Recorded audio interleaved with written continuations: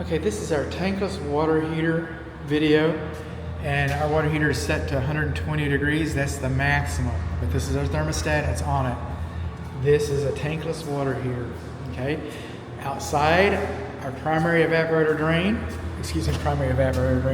our pressure relief drain, okay, discharges outside properly. But inside we're supposed to have an air gap in the same room as the water heater. Okay, we're supposed to have an air gap in the same room as the water heater. If we had a water air gap, we could spill. So the easiest way to do that would be put a safety pan here. Oh, safety pans aren't required. Well, they're not required, but this drain is required to be installed properly. It should have an air gap. And the most economical way to address that would be a safety pan here. So our gas is coming in. We've got a sediment trap. We look up underneath here, and we see that our gas has not been adjusted. Now look at the instructions. I've got an older set of instructions that says it's supposed to be adjusted. Some of the newer instructions I've seen, I do not see the instructions here. Some of the newer instructions don't address it, which doesn't mean that you can't do it. They just chose not to address it. I don't know why, but I've got a copy of the installation instructions baked inside of your inspection report that says that this should have been adjusted with a nanometer. Now what does that mean to you? Well, the gas pressure coming to the house is pretty low, and Renee, okay, they pretty much know what the gas pressure is in residential applications, and they're pretty much preset like spark plugs are, for your lawnmower. But if you're changing the spark plug on your lawnmower or in your car or your motorcycle, or if you're installing the gas on your water heater, what Dad's going to tell you, Dad's going to say, don't trust the factory settings. You got to adjust the spark plug gap manually. Don't trust the factory settings. You got to adjust the gas pressure coming into the water heater manually. Okay. Now you may put a manometer on there and find out that it's adjusted perfect. You don't know, but it might not be. This is a Lamborghini. Okay. This is not a Ford Focus. This is a Lamborghini. This is a sports car. If you want to get, and you're financing it for 30 years, it's only going to last about 15. So, maybe you want to get the best efficiency you can out of your equipment that you paid extra for and are financing. It's just a thought, okay? I would want it done, but that's me. That's me. Now, over here, this is the screen, okay? And this screen gets cleaned once a year. And you isolate it here. You can go on YouTube and figure out how to do it. If you're not handy, you can get a plumber to do it. Then they wouldn't charge you too much for that. And the screen gets cleaned once a year. Because this is a Lamborghini, okay? This is not a Ford Focus. So cleaning that screen and not cleaning that screen is the difference between having a 5-year water heater. I've seen them replaced at 5 years. I've seen them replaced at 7 years. And I've seen them replaced at 17 years.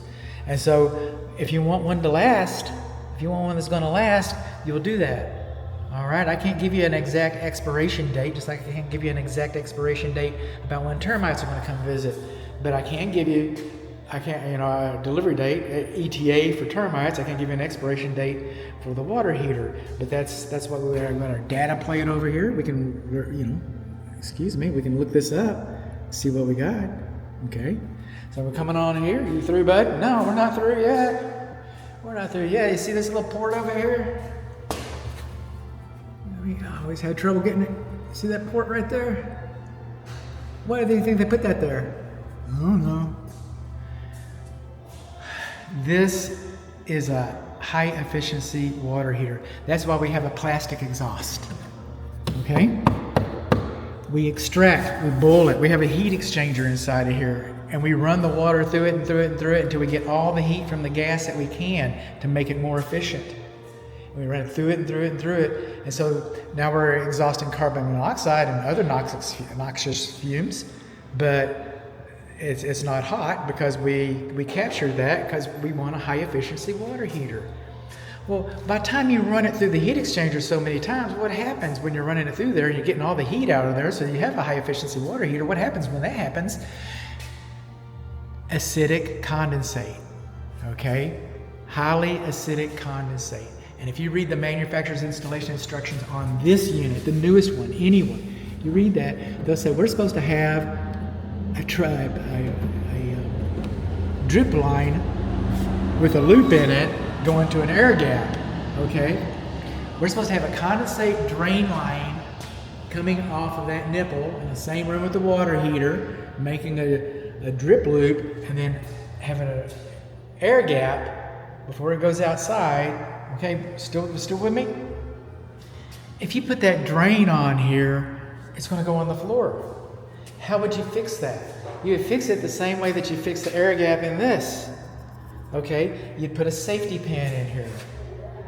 Now, every new house that I go, I do these videos. I spend 30 minutes day in and day out addressing this over and over and over again.